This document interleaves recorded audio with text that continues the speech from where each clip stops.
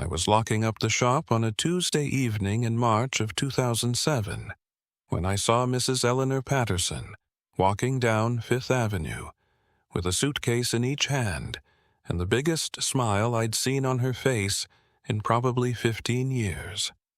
Eleanor was 64 years old, taught high school English for 38 years at Fort Hamilton High School, and had just cleared out her classroom for the last time.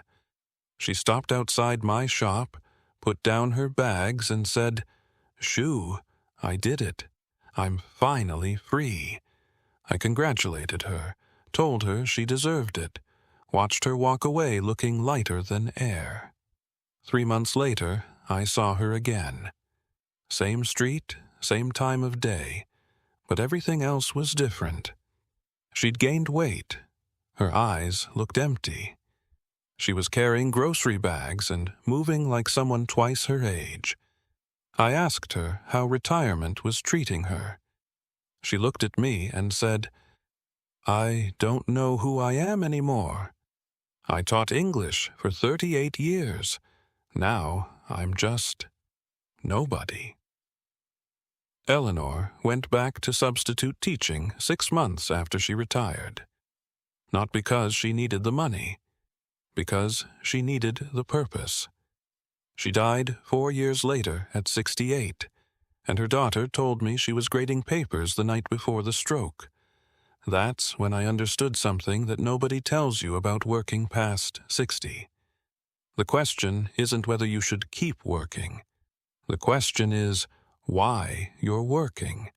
And most people, they never ask themselves that question until it's too late.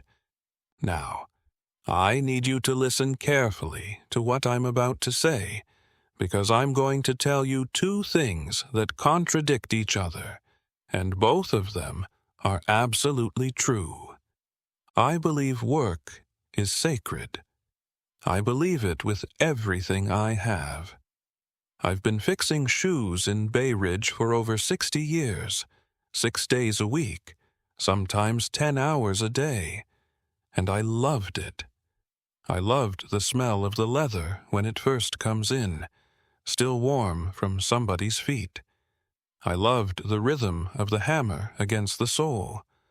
I loved knowing that when Mrs. Rodriguez walked out of my shop, she was walking on something I fixed with my own hands, something that would last her another 2 years.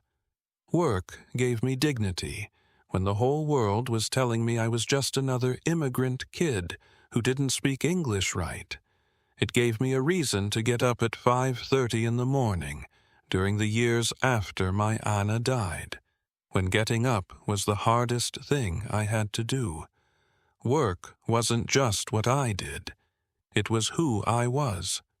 And I also believe that too many people are killing themselves at jobs they stopped loving years ago, for money they don't actually need, during years they will never, ever get back. And they're doing it because they're scared, not of being broke, of being free, of the silence that comes when you stop being useful in the way the world expects you to be useful, of finding out who you are when you're not defined by what you do. Both of those things are true, and if you're over 60 and still working, you need to figure out which truth applies to you, because the answer changes everything. Let me tell you about 2 men, 2 customers, same decade, same neighborhood, completely different endings. The first was a man named Frank Delgado. Frank was a carpenter, owned his own business, Delgado Custom Woodwork, ran it out of a shop on 68th Street. Frank Delgado loved wood the way some men love their wives.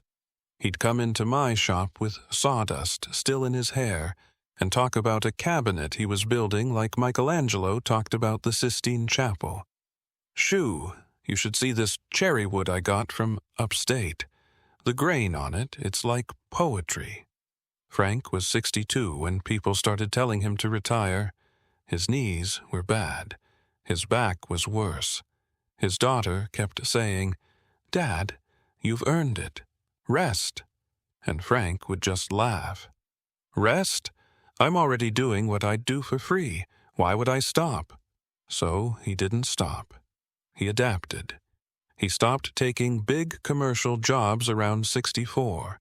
No more restaurant build-outs, no more office renovations, just custom residential work. Kitchen cabinets for people he knew, bookcases for the neighbors, work he could choose, work that mattered to him. Frank came into my shop when he was 73 years old, with a pair of work boots that had more character than most people. He said, "Shoo, I'm building a rocking chair for my first great-grandchild. Can you believe it? Me, a great-grandfather." And his eyes were exactly the same as they'd been at 50, still bright, still hungry, still in love with what he did. Frank Delgado worked until he was 78 years old. He died in 2016 at 82, and his son told me they found sketches for a dining room table on his nightstand. Sketches at 82. That's how you go out. Working because you want to, not because you're terrified to stop. Working on your terms, not because some pension plan is holding you hostage. That's freedom. The second man was named Robert Chen.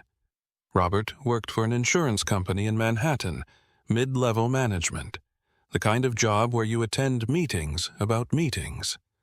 Robert sat in that office for 36 years processing claims and managing people who didn't want to be managed, doing work that meant absolutely nothing to him. He told me once, this was maybe 2005, he was 62 years old, and he said, "Shoo, I haven't had a meaningful day at work since my kids were in elementary school. They're 35 now. 13 years. 13 years without a meaningful day. And he was still going, every morning. Same train, same desk, same soul-crushing routine. Why? Because Robert was terrified of running out of money. His mother had died broke in 1983, in a nursing home in Queens that smelled like disinfectant and defeat. She'd been a seamstress her whole life, never saved enough, ended up completely dependent on Medicaid. Robert was 40 years old when she died, and he swore on her grave he would never end up like that. Never. So he kept working. Every year, it was the same conversation. His wife Grace would say, "Robert, we have enough. Let's travel. Let's live." And Robert would say, "Just one more year. Just to be safe. Just to be sure." And one more year became 2, became 3, became 5. Robert finally retired at 67. Grace threw him a retirement party at a Chinese restaurant on 8th Avenue. Maybe 60 people showed up, co-workers, family, neighbors. I went. Robert stood up to give a speech, and I will never forget what he said. He had a piece of paper in his hand that was shaking. He said, "Grace and I sat down with a financial advisor last month. We wanted to be absolutely certain we were making the right decision. And you know what we found out? We could have retired when I was 62. 5 years ago. We had enough. We've always had enough." The room went completely silent. Robert's voice cracked. He said, "I traded 5 years of my life for money we didn't need because I was more afraid of my mother's nursing home than I was of wasting my own time. 5 years. That's 1,825 days. That's 43,800 hours. That's 5 summers he could have spent with his grandchildren. 5 Christmases. 5 anniversaries.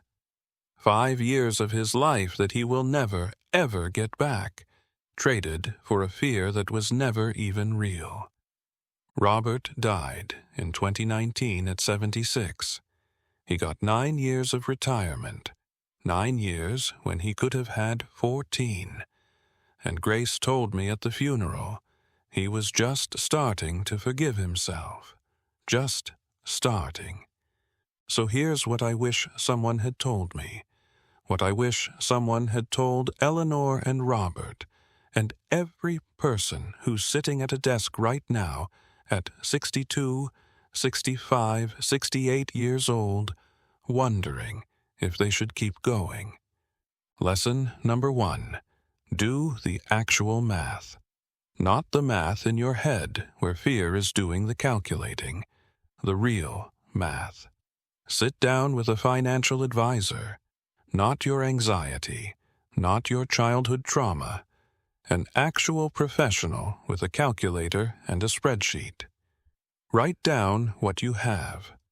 Social Security, pension if you're lucky enough, savings, investments, the works. Write down what you actually spend, not what you think you spend, what actually goes out the door every month. Most people, and I mean most, discover they need less than they think. The number in their head, the number that keeps them working, is inflated by decades of fear. Your parents' poverty isn't your future. The economy of 1975 isn't the economy of 2025.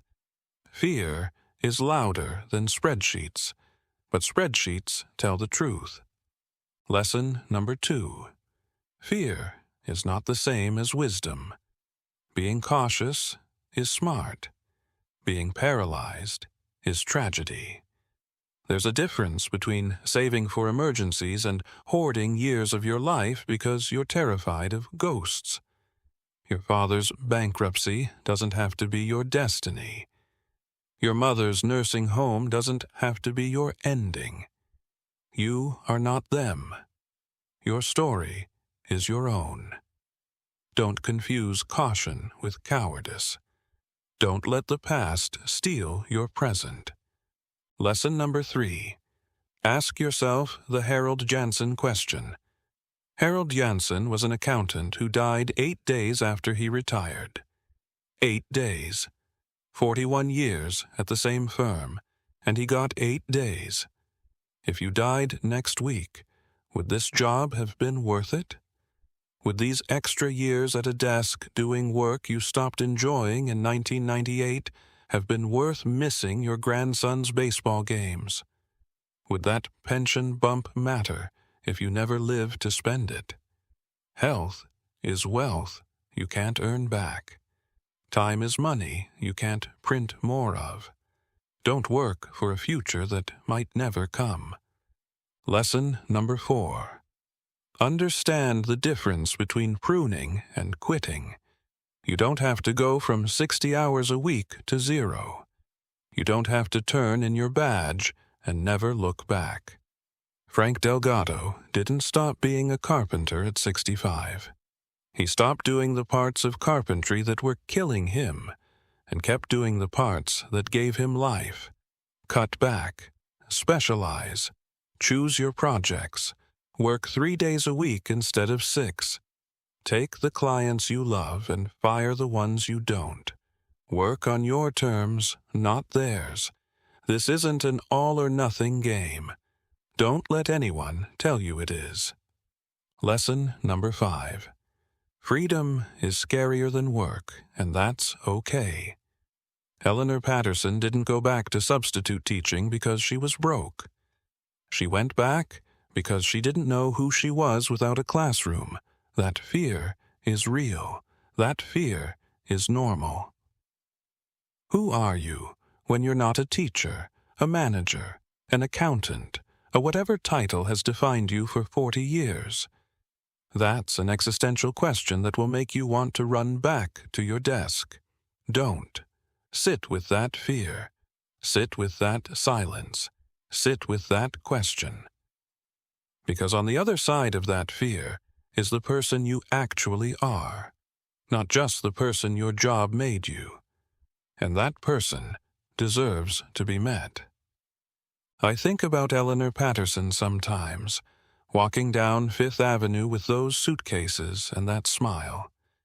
And then I think about her 6 months later, empty and lost.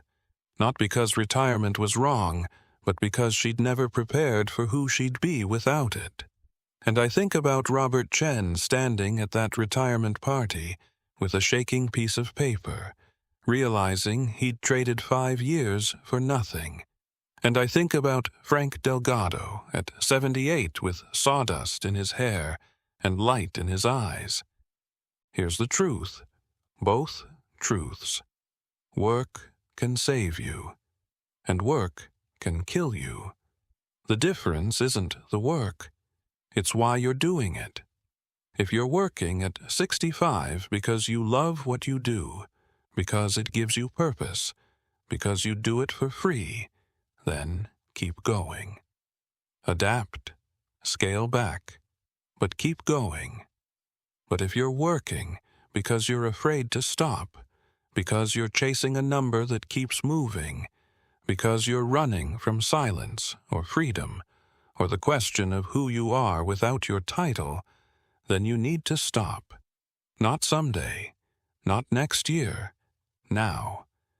Because the years you have left, they're not infinite, and trading them for money you don't need, or security you already have, or a fear that isn't even real, that's not wisdom, that's tragedy. I'm 83 years old. I still fix shoes 4 days a week.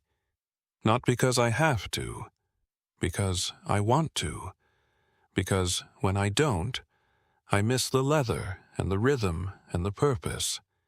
But I also know that the day I stop wanting to, I'll stop. No guilt, no fear, no 1 more year.